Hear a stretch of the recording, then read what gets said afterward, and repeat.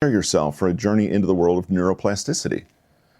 We're diving deep into the nitty-gritty of this topic, exploring the two main types of neuroplasticity, structural and functional. It's time to challenge ourselves and embrace the power within.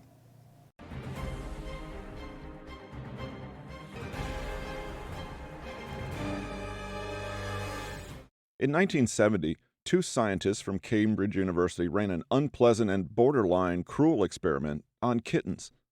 For 5 months, Colin Blakemore and Graham Cooper raised kittens in closed-off environments where they could only see horizontal or vertical lines.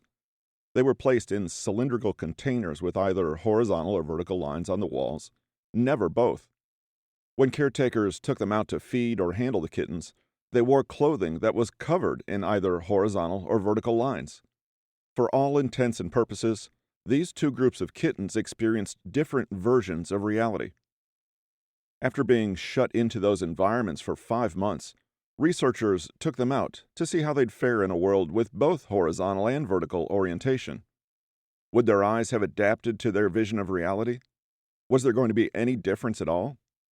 The kittens, it turned out, couldn't recognize objects or patterns of the kind that they weren't exposed to in their sealed-off environment. The kittens, raised in the horizontal chambers, could not see vertically aligned objects. They kept bumping into chair legs and weren't responsive when researchers thrust a finger toward them in a vertical direction. Meanwhile, the vertical cats couldn't find an appropriate place to lie down and take a nap, since they had no ability to recognize horizontal planes. This surely resulted in some YouTube-worthy videos of kittens being clumsy. Some of the kittens in the experiment successfully rehabilitated in a few weeks, but many never did. Their primary visual cortexes had been engineered so strongly in one angle that they were effectively blind to whatever lines they weren't exposed to during those 5 months. This is an example of neuroplasticity that affects the very perception of reality. Then there's the case of taxi drivers and bus drivers in London. Researchers from the University of London studied and compared their brain structures in 2000 and discovered something notable. The taxi drivers had measurably larger hippocampi than the bus drivers. Why might this be? The theory behind their findings was that taxi drivers had to essentially memorize the entire road map of London. They needed to know the best shortcuts and alternate courses to take, and that required in-depth knowledge about every street and alley in town.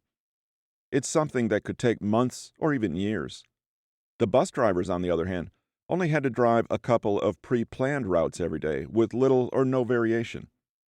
They only needed to memorize a few turns and perhaps not even the street names.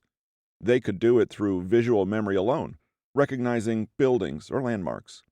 However many people are on the bus makes no difference to the bus driver, as they already know the path and endpoint. However, being a taxi driver is somewhat like playing Russian roulette. You never know what you're going to get or how to get there. Okay, maybe that's more Forrest Gump than Russian roulette. Recall that the hippocampus is directly linked to memory processing. Clearly, the taxi drivers memorized more and interacted with their memories more on a daily basis, and thus the hippocampi were larger. Now, here is an example of neuroplasticity that gets us closer to what we're looking for. But don't forget about the Moken children. They're a nomadic tribe who occupy a group of tropical islands in Thailand. These sea gypsies spend the large majority of their lives on boats in the middle of the sea. They also have the uncanny ability to see extremely well underwater, even at substantial depths, handy when they need to catch fish on a daily basis. The Moken can do this because they've taught themselves how to regulate the shapes of the lenses and pupils of their eyes, as dolphins and seals do. They were able to constrict those individual eye parts by as much as 22% when underwater. One might think that trait is just part of the genetic code of the Moken, who have developed it just as Charles Darwin's finches developed different characteristics as a result of adaptation to different environments. But that's because we assume our pupils and lenses just adjust themselves, and that it's an innate act that we can't control. This would be proven wrong. A Swedish researcher tried to train a group of European children how to manipulate their eyes the way the Moken did, and after just 11 sessions in 1 month, they were able to see underwater just as well as the Moken. This is an instance of neuroplasticity, as it relates to developing the ability to control your body and kinesthetics. While we're at it, let's talk about musicians. Researchers found that the brains of professional musicians have a higher volume of gray matter in portions of their brains responsible for auditory processing and motor functions and, of course, related to musical abilities. Amateur musicians had slightly less gray matter, and non-musicians had least of all. For neurological purposes, the greater the amount of gray matter in a certain area, the more developed and robust the underlying ability is. Just like with the London taxi drivers, repetitive usage and exposure caused specific neuroplasticity. However, such neuroplasticity is a double-edged sword for musicians. Among musicians who use 2 fingers simultaneously to play an instrument, such as a rock bassist, their brains had mapped those 2 fingers together so that the musician couldn't move one without moving the other, a phenomenon called focal dystonia. Remember the homunculus? Imagine that its 2 fingers merged into one larger section. Their brains adapted in such a way that they had to undo that condition through specialized training to play other instruments effectively. This certainly brings new meaning to why budding musicians are always chided to practice perfect or practice slowly, because the practice will become embedded in the brain, for better or worse. Then, there are the Russians and linguistic relativity. A long-standing theory called the Sapir-Whorf hypothesis maintains that our patterns and systems of thought derive heavily from the language we use. One example of this theory in action is how Russian language speakers define colors in comparison to other tongues. Whereas Westerners might refer to different shades of blue as light and dark blue, Russians have 2 completely different words to distinguish between the two, siny and goluboy. That makes Russians slightly faster in discerning the 2 colors, which they perceive as having completely different names, than other dialects that only see them as alternate shades of the same color. This demonstrates neuroplasticity as a consequence of simple linguistic changes. Finally, there's the elderly. The common belief is that the brain deteriorates as people age, but recent research indicates that's not necessarily the case. In fact, it's been found that the brain never ceases making new learning cells and readjusting its neural connections. Previously, it was believed that the brains of children and young adults conducted neuroplasticity more regularly, and that the process slowed down considerably as people got older. However, researchers found that old people's brains are just as malleable as those of younger folks, just in a different way. Old people's brains develop new circuits and different connections to their frontal lobes, which, in turn, open up new understandings and perceptions that only the rare young adult can develop. There is, it turns out, a biological basis for the notion of older people being wiser. What do all these examples prove? Neuroplasticity isn't just an unmanageable, innate consequence of what you're exposed to. It can be intentionally shaped through several factors like the environment, repeated activities, and linguistics, and it can, therefore, be trained.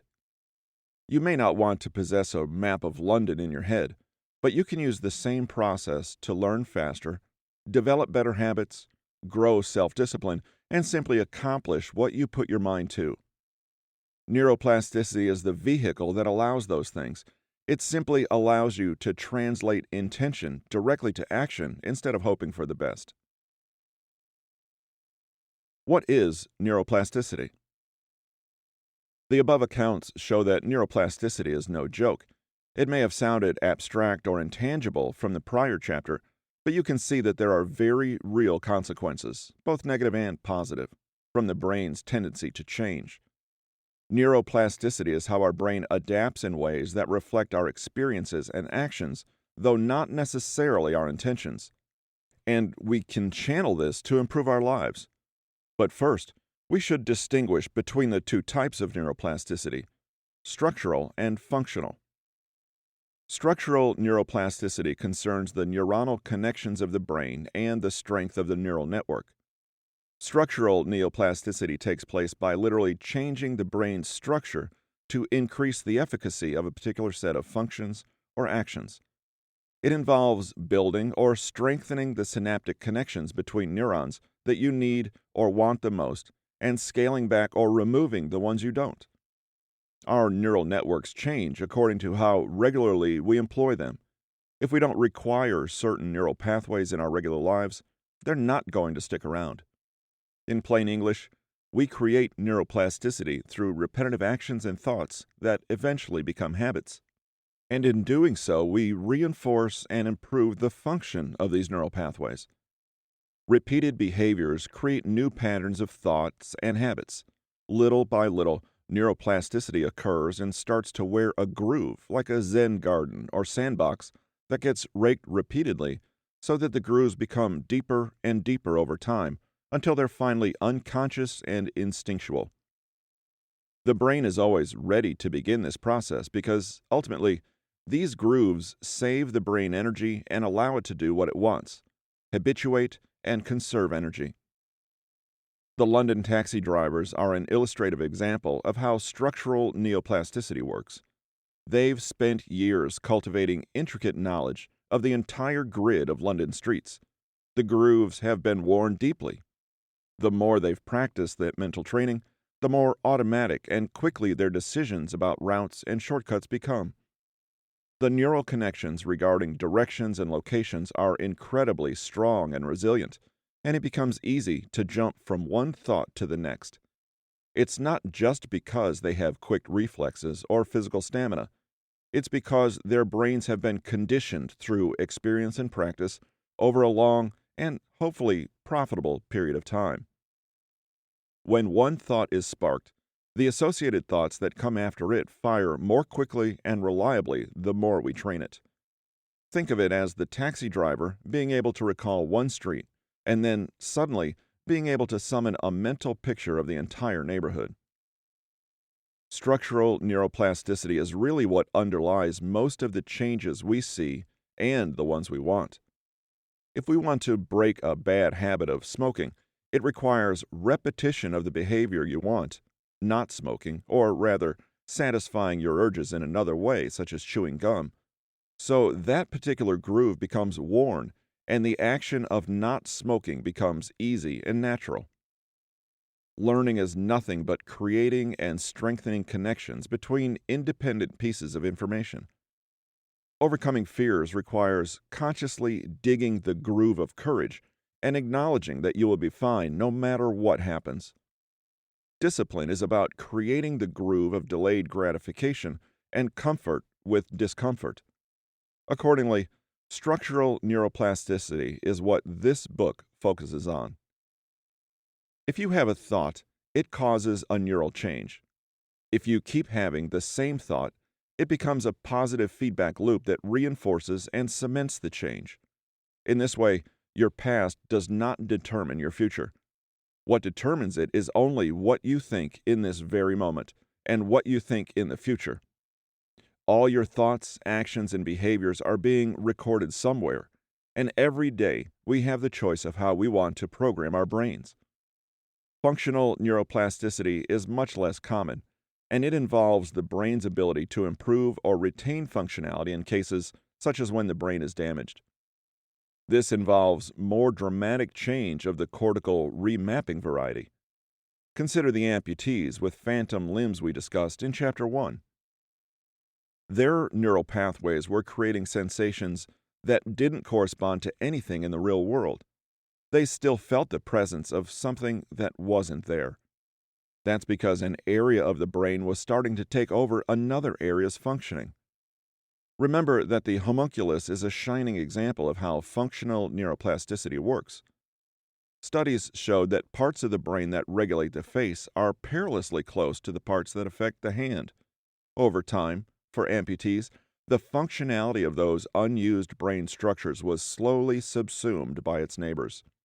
So, while a natural curiosity, functional neuroplasticity is not likely something we can create without extreme sensory deprivation or unfortunate circumstances. The process of neuroplasticity. The etymology of neuroplasticity is simple. The prefix neuro refers to nerves or nerve cells, and plasticity refers to a certain object's capability of being molded or changed. Dr. Michael Merzenich defined neuroplasticity as the brain's ability to change its anatomical, neurochemical, and functional performance status across the lifespan. Any given person's brain is different because their neuroplasticity has been entirely unique.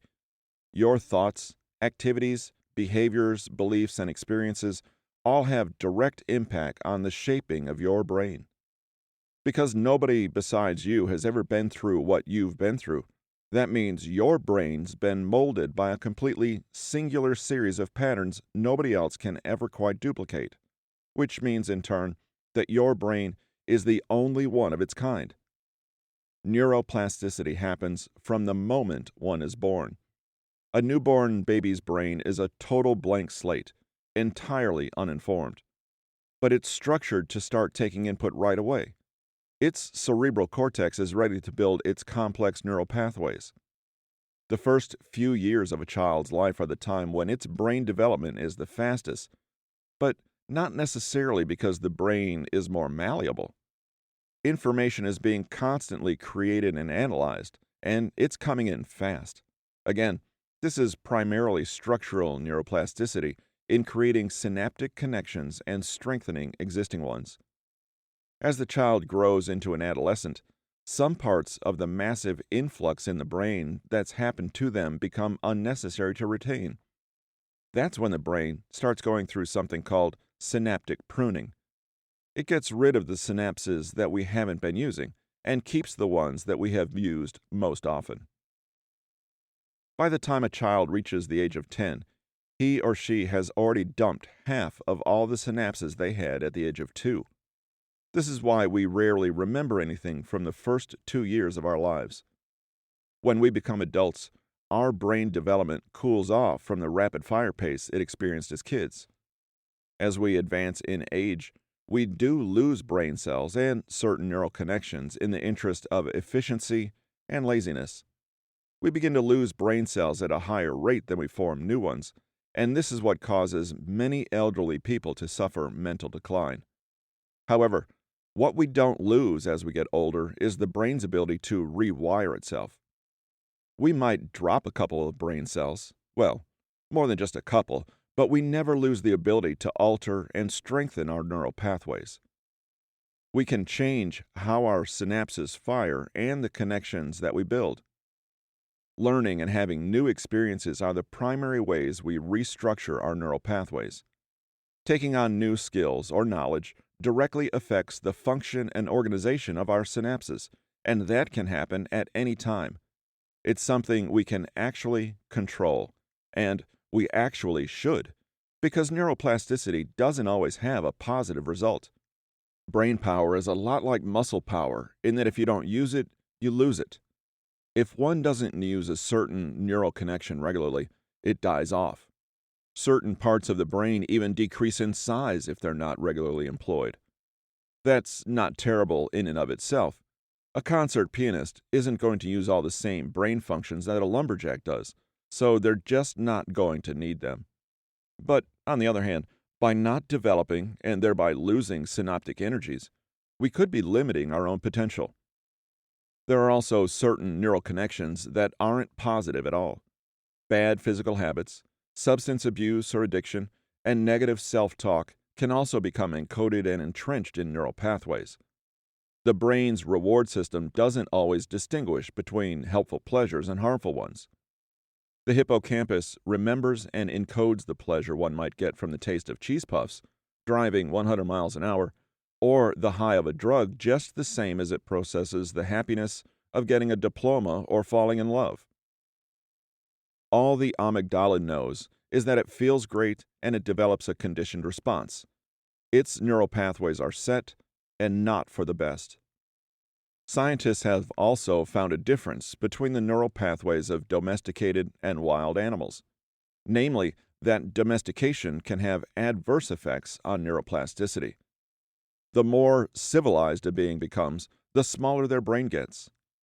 For example, a domesticated dog has a smaller brain than its relative, a wild coyote.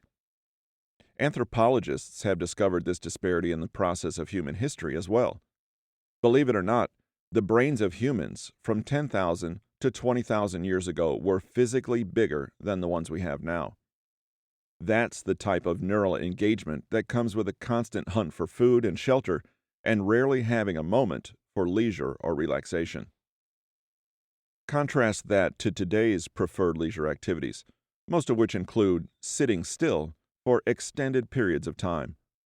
Although it's a bit late for us to do anything about that, it does lend some credence to the idea that taking occasional chances and chasing unfamiliar experiences is more mentally beneficial than staying within our safe, comfortable, unchallenging existences. The less challenge and unfamiliarity, the less our brains have to work and adapt, and this is a negative consequence of our easier, modern lifestyles. Inducing the neuroplasticity we want is inherently tough and uncomfortable, precisely because it involves unfamiliarity and wearing a new groove where none existed before. It's inevitable that our brains will change and develop throughout our lives, but again, it's something we can control. It forces us to become a lifelong learner. The more we engage and expose our brains to new challenges, the more we actually physically reshape the structure of our neuronal networks. Studies have shown, for example, that taking art lessons has a direct impact on our fluid intelligence, attention span, and even overall IQ. Making music has been linked to better memory, increased learning ability, and greater attention span as well. We'll talk more about this notion in the following chapter on guiding principles for beneficial neuroplasticity. What's more, these positive effects happen in both children and adults, further proof that neuroplasticity can happen at any time and any age.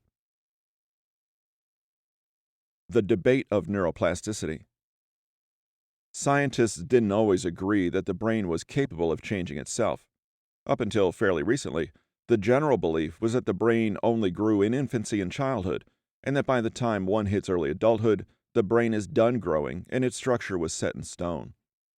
Researchers believe that neurogenesis, the formation of new neurons, ended shortly after birth. This belief persisted in ancient times because the brain was considered fairly fixed and was believed to decrease in pure ability the older one got. Later minds believed that the inability of certain brains to recover from damage proved that it was essentially finite. In that context, they weren't able to observe how the brain functioned or behaved on a microscopic level, which, of course, changed once advanced technology became available, and thus they had no reason to think differently. But even during those pre-modern times, there were outliers who thought there was more to brain function that wasn't quite being picked up. In 1980, psychologist William James wrote in his book, The Principles of Psychology, that he observed an extraordinary degree of plasticity in organic matter, especially nervous tissue, the fundamental building block of neurons. Researcher Carl Lashley observed evidence of brain transformation in his study of rhesus monkeys. And just before brain science took a giant leap forward in the 1960s, doctors noticed that certain older stroke victims could retain at least a little of their brain functionality. He might not have pictured it to be as complex as the cortical remapping we've discussed, but this spurred him to suppose that neuroplasticity or some form of neural regeneration was possible. It wasn't until Dr. Michael Merzenich ran experiments in the early 70s that we obtained confirmation that the brain can change itself.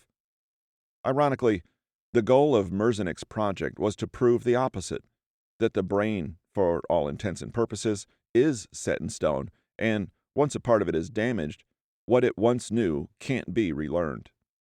Instead, Merzenich discovered that the entire brain is essentially one fluid learning organ that functioned as a whole. That if a skill is lost through damage to a particular part of the brain, other parts can potentially learn it as well. This gets us back to the homunculus, the little man, that best describes the process of cortical remapping.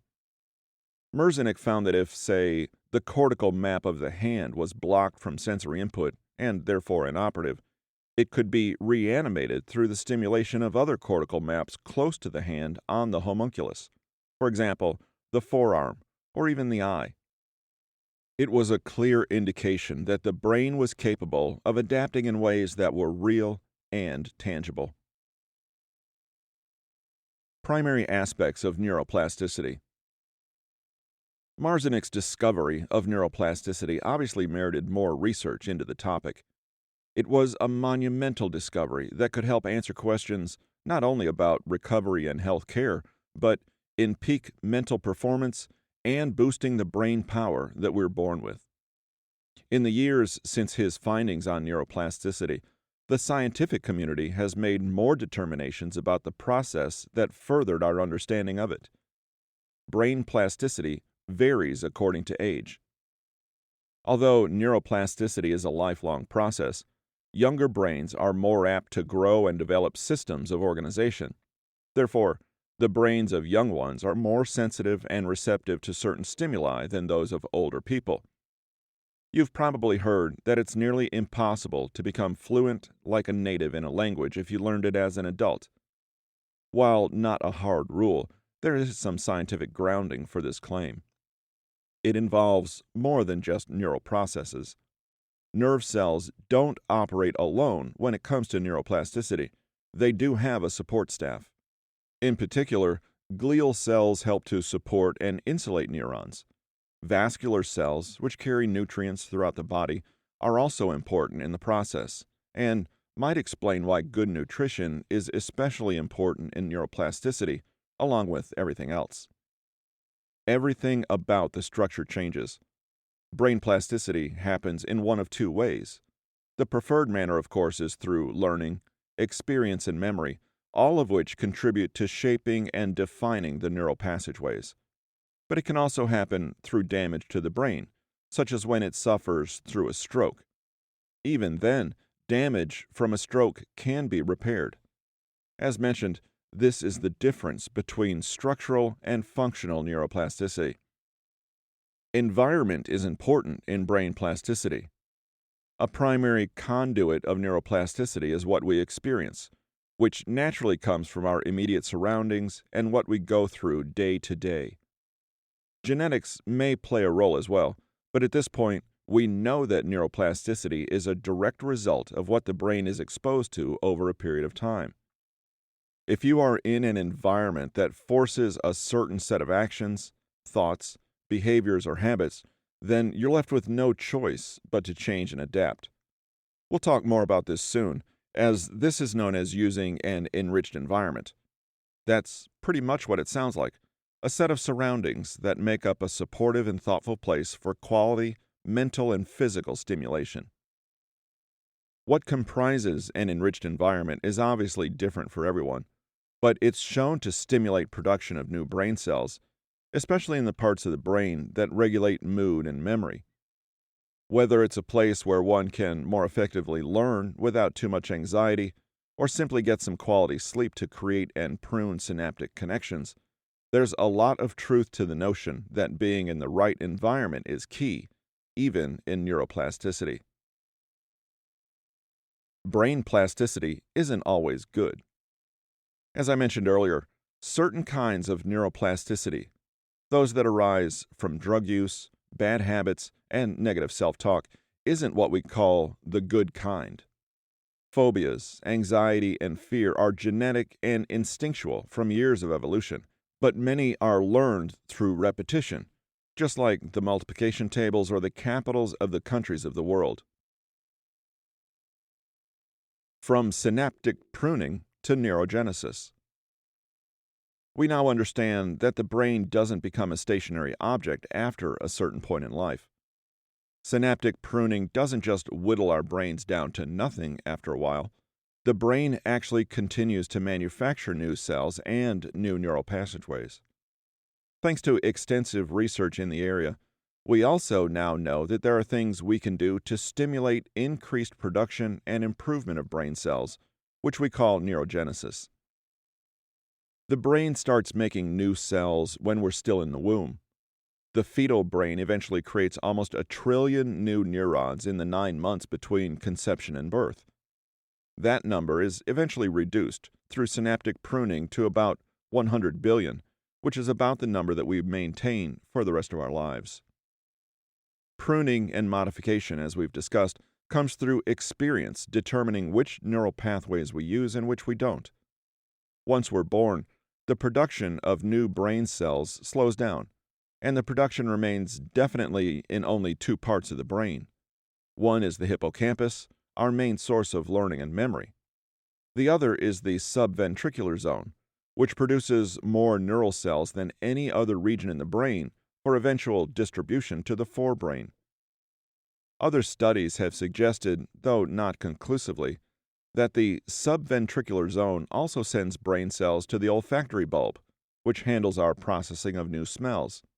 But then again, the sense of smell is strongly related to memory, and it is common for smells to conjure up far away and long ago situations and people. Almost any activity that engages the mind has been shown to stimulate the production of brain cells, including mental activities like psychotherapy, performing stimulating tasks, learning, and even just reflecting on our thoughts, especially the positive ones. But it can also be generated through physical activities like exercise. Additionally, certain medications have been shown to stimulate neurogenesis. In both neural pathway generation and synaptic pruning, which actually doesn't stop until we're well into our 20s, our brain creates new connections through the growth of dendrites and axons, especially during sleep. The production of new pathways and the deletion of unused ones is informed by our personal experiences and what we think, do, or say. Creation of new connections is impacted by almost anything that interacts with the brain: words, thoughts, memories, meditation, heightened attention, and especially new learning. The new cells that form in the hippocampus are especially linked to learning. They're much more likely to respond to brand new information than older neurons, are more moldable, and are more capable of learning and memorizing newly introduced, complicated concepts. The formation of new neural connections, especially important to consider since we never stop making new ones, even after brain cell production slows down, is particularly responsive to mindful activities. There are several factors that work against neuroplasticity. Lack of sleep is one of the most damaging, and high levels of stress and gastrointestinal disorders have also been shown to have a negative impact. And despite the fact that our neural activity doesn't stop as we get older, the stimulation of new brain cells does decrease with age. That's really what causes seniors to degrade, not necessarily a high level of synaptic pruning. There is some level of control we can exert over those factors, except getting older, so monitoring them and their effects on our lives is a key step in directing our brain plasticity. At this point, you understand the brain and just what it takes to effect change upon it. The neural growth you desire is within your grasp, as are the benefits that come with it. When you view your mental performance as a result of the number of neuronal connections you cultivate, or the greater number of dendrites you recruit on a daily basis, it suddenly becomes very clear how to build a better brain. In the next chapter, we'll examine some of the key principles of neuroplasticity in finer detail. Takeaways. What is neuroplasticity? We've perhaps danced around it, but we get down to the details here. It is the changes in your brain that are neutral by themselves and simply a reflection of our actions, thoughts, habits, environments, and so on. There are 2 types: structural and functional. Structural neuroplasticity concerns strengthening and creating neural connections over time, while functional is what happens when specific parts of the brain lose functionality, and are compensated for by neighboring brain elements. Phantom limb sufferers who unknowingly utilize cortical remapping are using functional neuroplasticity, while learning new habits and information comes through structural changes.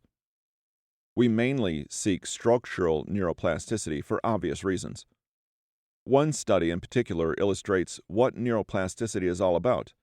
Scientists have determined that animals that have been domesticated have smaller brains, and they've found that this finding also applies to human beings. Thus, neuroplasticity's changes aren't always positive or beneficial. That's why we must be proactive and intentional. The more challenge, discomfort, and effort spent, the more neuroplasticity will occur, and the higher functioning our brains will be. Neuroplasticity was first thought to be impossible, and then thought to be reserved only for children. Both of these notions were eventually proven wrong over time. Though we still suffer synaptic pruning throughout our lives, neuroplasticity also occurs throughout our lives, and neurogenesis has even been found in select portions of the brain, specifically those related to smell and memory, which, coincidentally, have been found to be related to each other. The brain changes and adapts only to what it experiences, and this is within our control.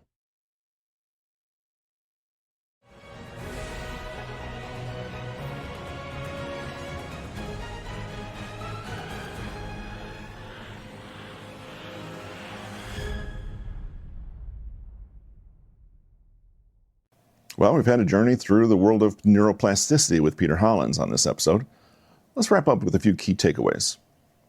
Neuroplasticity is essentially your brain's ability to change and adapt, which occurs as a result of our actions, our thoughts, and our environment.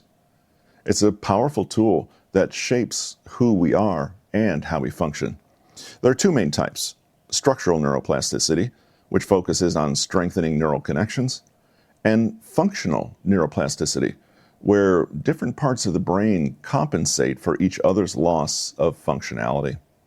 It's structural neuroplasticity that helps us learn new habits and gain knowledge. But it's important to remember that not all changes are positive. Our brains can actually shrink when we don't challenge them. So we need to intentionally create opportunities for growth and learning throughout our lives. After all, neuroplasticity isn't just for kids, it happens at every age, thanks in part to the discovery of neurogenesis in certain areas of the brain. The key is to embrace challenges and discomfort, because that's when real transformation occurs.